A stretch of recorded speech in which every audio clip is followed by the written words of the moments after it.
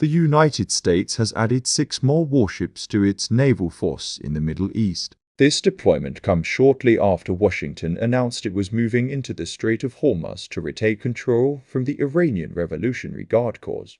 According to the U.S. news agency ST, this brings the total number of American warships deployed in the region to 27. Alongside these vessels are more than 16,500 troops. The USS Interview has also reportedly entered the waters of the African Sea. Meanwhile, the USS Armaments is joining a 15-ship fleet already patrolling the Strait of Hormuz, all part of an effort to retake the strategic waterway from the Iranian Revolutionary Guard Corps. The same source confirmed that the 6 new warships have just arrived in the Middle East, joining the 21 other American vessels already operating in the region. Of the 27 U.S. warships, 15 are actively deployed. The USS Hamlin is reportedly operating in the Gulf of Oman as part of this deployment. The USS Lincoln is currently in European waters, but is expected to return to the Middle East after repairs to its firepower systems are completed. When the USS Lincoln returns, it will bring the total number of U.S. warships in the Gulf of Oman and the Red Sea to 27. The total American troop presence will then rise to 16,500. The USS Lincoln alone carries 6,000 personnel.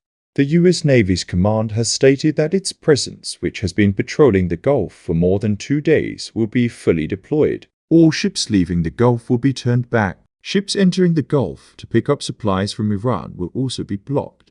Economists have drawn an interesting parallel. They note that when the U.S. Navy enters the Gulf of Oman, it is following a similar strategy to one already employed in Latin America. The United States has deployed warships to the Caribbean Sea to apply pressure on Venezuela. At least 10 American warships are operating in that region, including a Navy destroyer accompanied by 6 additional destroyers. This powerful naval presence in the Caribbean and the Gulf of Venezuela has already produced results. On January 3rd of this year, the United States launched an air operation that led to the arrest of the Venezuelan dictator referred to in the text as Valladolid and his wife. They were taken into custody on the night of January 3rd and are currently in New York, facing trial on charges that include being the most dangerous drug lord in Latin America and the United States. The presence of U.S. warships in the Strait of Hormuz, economists argue, is following the same playbook. Just as the U.S. Navy blockaded Venezuelan ports, dealing a severe economic blow to Caracas, so too is Washington now applying the same pressure to Tehran. This naval blockade is a major economic blow to the Islamic Republic of Iran. Iran is known to be one of the world's largest producers of oil. The regime relies heavily on oil production and control of the Gulf of Oman to sustain itself. The West has long called the Iranian regime one of the most brutal dictatorships in the world. President Donald Trump ordered the U.S. Navy to close the Strait of Hormuz starting Monday. It has now been 3 days since the United States announced that ships or vessels entering the strait will not be allowed to enter or leave Iranian ports. According to the U.S. Pacific Command, at least 2 ships carrying millions of barrels of oil were sent back to their ports of origin on the 15th. A ship that sailed from the Gulf of Oman was also ordered to return because it had departed from Iranian ports. The United States is not allowing Iranian ships to take Iranian oil to markets in the Asia-Pacific region. This is an economic blockade of Iran similar to the one Trump successfully implemented against Venezuela in November, which led to the overthrow of dictator Nicolas Maduro.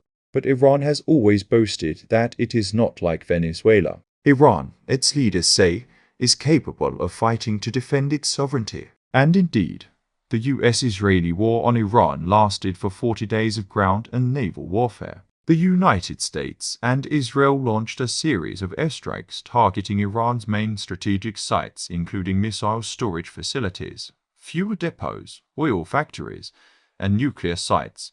The US and Israel not only attacked the nuclear complex, but also the US military headquarters in Tehran and military installations throughout the country. The Iranian army was placed on high alert. Finally, after military operations had destroyed much of the country's infrastructure and airports, Iran was forced to come to the negotiating table. The negotiations on April 11th lasted for 20 hours, but they produced no results. The two sides, the United States and Iran, only succeeded in de-escalating tensions slightly. The United States announced it would not accept Iran's conditions. Iran announced it would not accept America's conditions.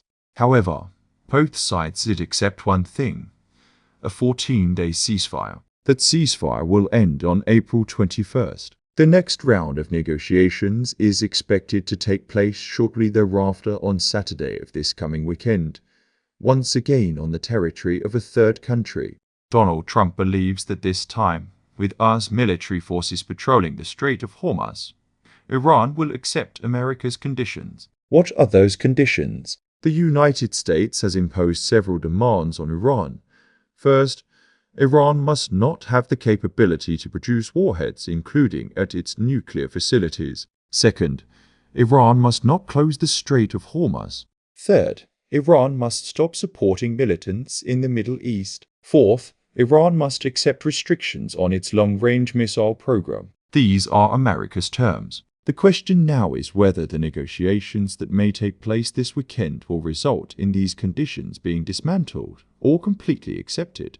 Donald Trump has issued a warning. He will not extend the ceasefire again if Iran does not accept America's conditions. The president has made clear the United States will resume military operations against Iran, and at the most serious level yet. The message is unambiguous: accept the terms or face the consequences. The naval blockade of Iran is not happening in isolation. It is part of a broader American strategy that has already been tested and proven in Venezuela. The playbook is simple: deploy overwhelming naval force, that of oil exports, cripple the economy, and wait for the regime to collapse or come to the negotiating table on American terms. In Venezuela, the strategy worked. President Nicolas Maduro was arrested and is now facing trial in New York. In Iran, the strategy is still unfolding. The 27 warships, the 16,500 troops, the mine clearance operations, the blockade of oil tankers, all of it is designed to achieve the same outcome.